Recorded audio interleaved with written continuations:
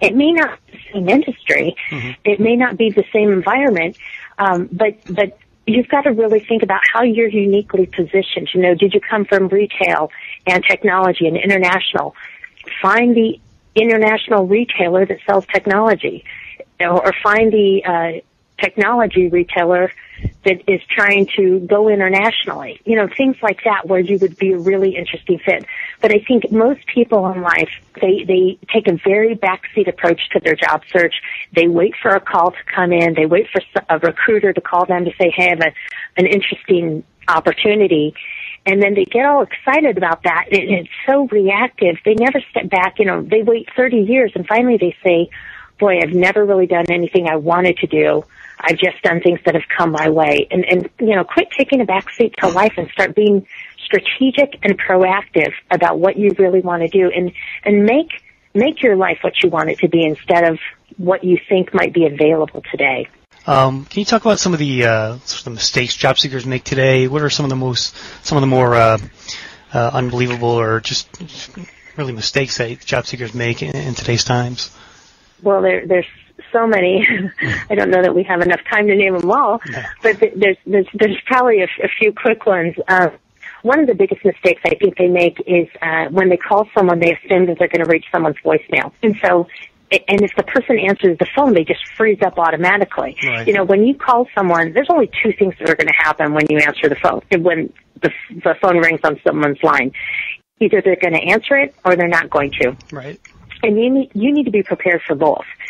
So be prepared for leaving a great message, and if they do answer it, be prepared for having a great conversation that actually will get you a meeting. Yeah. And really the great conversation is, hey, glad I have you on the phone. John Wilson referred me to you, and I'd like to grab some of your time. When's a good time? You know, use the phone and email to schedule a meeting in person. Quit trying to have your conversations over phone or over email, because people won't open up their network to you over the phone. They'll open it up to you in person if you're interesting by being interested in them.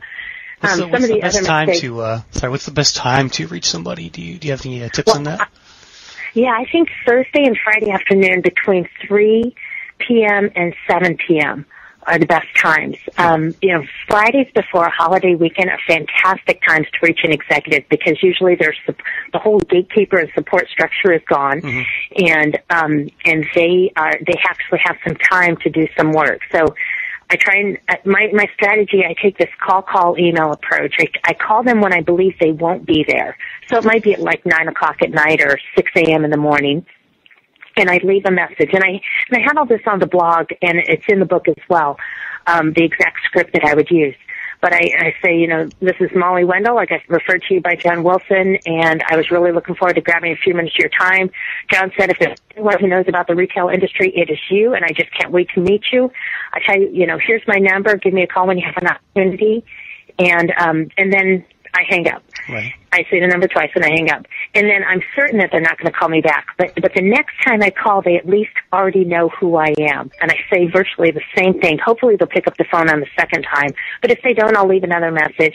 And in the second message, I say, tell you what, I'm going to shoot you a quick email with some dates and times. If it's easier to get back to me that way, go ahead. And otherwise, give me a call, and I leave my phone number again. But I always start in with the by, because the person's going to meet with me not because of me and not because of my background, but they're going to meet with me because of my referral source. Yeah. Okay. So I always make sure to throw that in, and I have a scripted email as well. And using that call email approach, call when you don't believe they'll be there, call when you think they might be there, and then follow up with an email. I got through to about 90% of the people. There was one time where I called someone and I said, Mike, my name's Molly Wendell, and Becky suggested I give you a call. She says you're fantastic. I just can't wait to meet with you. When's a good time? And he said, Molly, I am so sorry. I'm just too busy. I don't have time to meet with you. And I'm like, oh, okay, well, that's too bad. But, you know, Becky really said great things about you. I'm sorry, but, you know, thank you so much for your time. I called Becky back, and I said, Becky, she goes, how are you set for a meeting with Mike? And I said, no, actually, he doesn't have time to meet with me. And she said, you call him back and you tell him I told him that he has to meet with you. And I said, okay. So I called my back. I said, Becky, I said, Mike, Molly Wendell again. So sorry to bother you. I just talked to Becky, and she told me to tell you that you have to meet with me.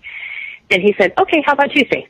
So it's kind of funny, you know, if you're not getting the meetings with the people that you were referred to, you need to go back to your referral source and get their help with that. Yeah, because, you know, people want to meet with you. They just don't know it yet, and they just don't know how much. Right. They want the extra support there. Or reason to push. Exactly. Yep. Okay. Yeah. What other mistakes?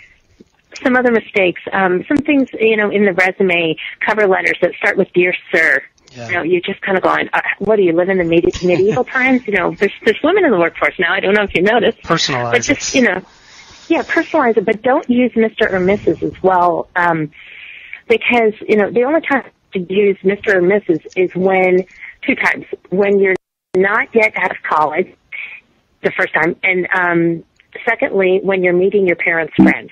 Aside from that, you're on a first-name basis with the world. And I say the world, but this is probably more of a U.S. conversation. In other countries, you might take a different approach. But just to put yourself on an even plane. The other thing is people put they have typos like crazy. They put too much information in the file name of their resume. I've seen things that Jane Smith corrected resume version 2. What should the ideal file name say? Well, the ideal name should be first, last, and it could say resume or it doesn't have to. Mm-hmm. So your first name and your last name, and in a PDF I prefer. A lot of people keep them in a Word document or, God forbid, other formats where you're just not sure if you even have the software to pull it up. But then if the people who are receiving the resume don't have the same fonts on their computer, mm-hmm. it might not pull up like you think it's going to pull up. So be sure to PDF your resume and send a PDF version so it looks exactly to them like it's supposed to look. Right. Okay. And those are some of the things that they do, that job seekers do. So excellent. Well, you've got to be really pay attention to detail. That's the most important thing. I've also seen where people said, you know, thank you for the opportunity. I'm really looking forward to talking to you about this project manager position. And I look at it and I'm like, well, what project manager position? This is a marketing manager position. So people are using the wrong words, and you think, well, I know you're applying to many jobs, but at least if you could just actually take the time to apply to the right job, then you probably get in the mix a little bit more often. Yeah. Well, it's definitely a new job search, Molly, so we appreciate your time today. Where can people go to learn more about you and your book? Well, they can go to mollywendell.com, and on mollywendell.com, that's Wendell, and there's information about the book, and there's also a blog that I post new updates of different things that people should do, and both networking as well as job seeker tips, and the book is also available on Amazon as well. Excellent. Well, thanks again, Molly. We certainly appreciate it. Thank you so much. Thanks again to jobsandsolarpower.com for sponsoring the podcast. Send your comments or questions via email to info@secretsofthejobhunt.com. And if you're listening to this podcast on iTunes, please consider giving it a review. You'll find it listed in the podcast directory under the business/career section. Thanks for listening, everyone. We'll talk to you soon.